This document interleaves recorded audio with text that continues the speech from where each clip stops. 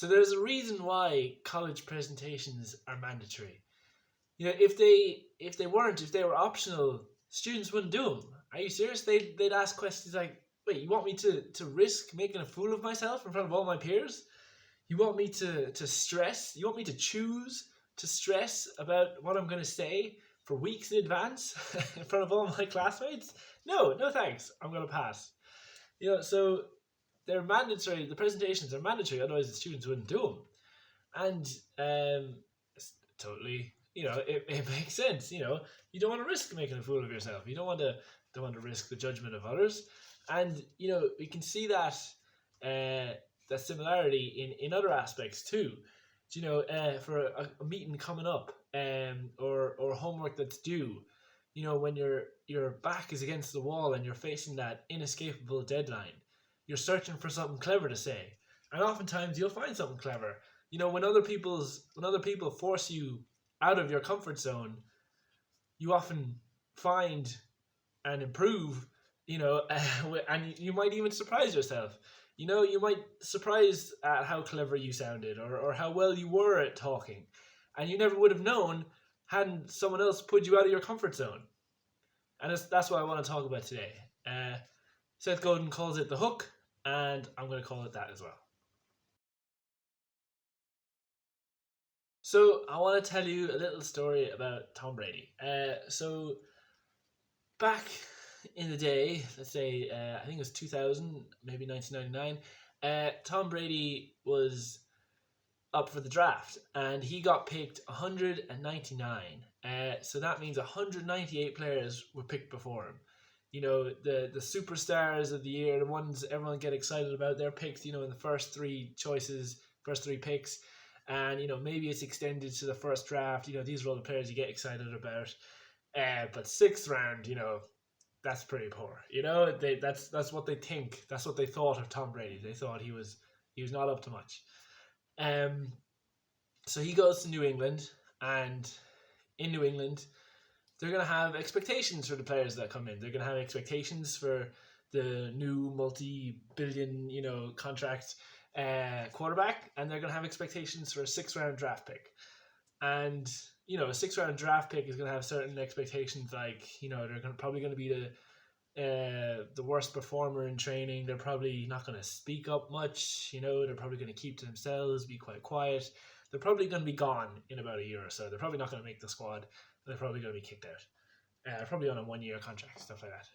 So, but Tom Brady, only a few days after arriving in New England, went up to Bob Kraft, the owner of the Patriots, and he introduced himself, and he thanked him for the opportunity, and he said, "I'm going to be the greatest decision this organization ever made." To Bob Kraft, the owner of the Patriots, the man in charge of his paycheck. And he didn't even say the greatest player of this current crop, or he didn't even say, "I'm going to start at quarterback in a year's time." He said the greatest decision this organization has ever made. So that means better than every single player that's ever played for the Patriots before him. That means even better than all the tactical, all the management decisions, all the strategic business decisions as well. So he said that. And what he did by telling Bob Kraft is he added some accountability. He put himself on the hook. Now Bob Kraft knows exactly who he is, and he doesn't have 6th-round draft pick expectations for him anymore. Now he's got expectations akin to the best decision this organization's ever made. Now that means you can't be the worst performer in training. That means you can't be the quietest. That means you have to speak up and you have to lead immediately. And what Brady did is he put himself on the hook. He made himself accountable to the man in charge of his paycheck. He bet big on himself.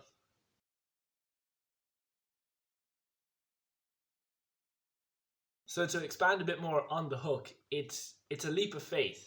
It's saying yes when you're not 100% ready. It's betting on yourself. It's backing yourself into a corner, trusting that you are going to pull through. It's like, for example, let's say I was in discussions to give a talk at a school, and it's all up in the air at the moment. My my resistance, the negative thoughts in my head would be like, no, absolutely don't do that. Get out of that. Don't do that at all. That is huge risk. You're going to make a fool of yourself. That is not something to do. But let's say I say yes, and I book myself in with the school, and I'm giving a talk on the 18th, and they're gonna make sure there's at least 300 students in attendance, right? So now my fear has moved from trying to get out of it as much as possible. Now it's changed to, oh my God, let's make this talk the best talk possible, okay? Because that's the only way that we're going to avoid unbelievable judgment, and it's the only way we're going to avoid a room full of people all laughing their heads at you, laughing their heads off at you.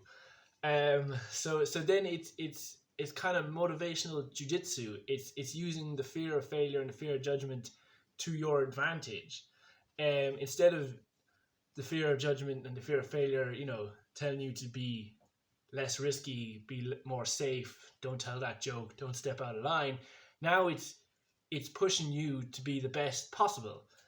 You put yourself out of your comfort zone, and now the fear of failure and the fear of judgment are going to provide you with amazing motivation to be the best possible.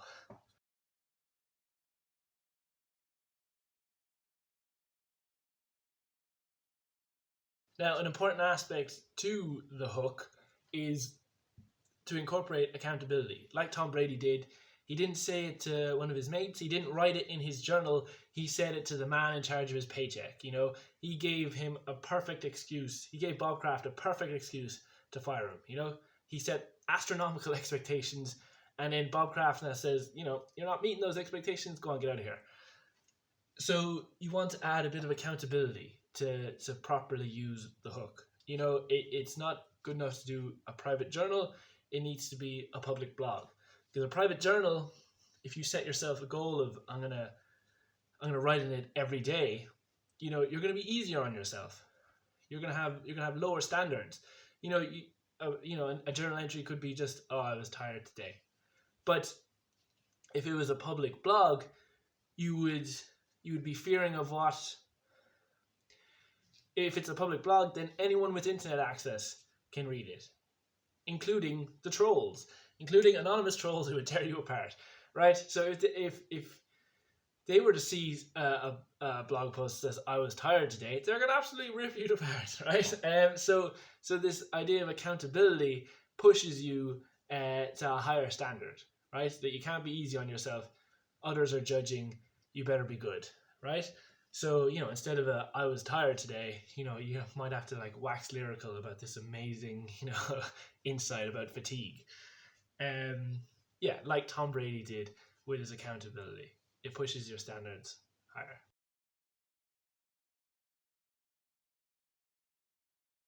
So, as well as incorporating accountability, you also want to make it a habit. You want to do it with enough of a regular frequency that you see good growth. So it can be baby steps from the start. You could do it once a month, but I'd recommend once a day. That's when you're going to start to see the highest jumps in learning growth, and you can see the benefits really quickly.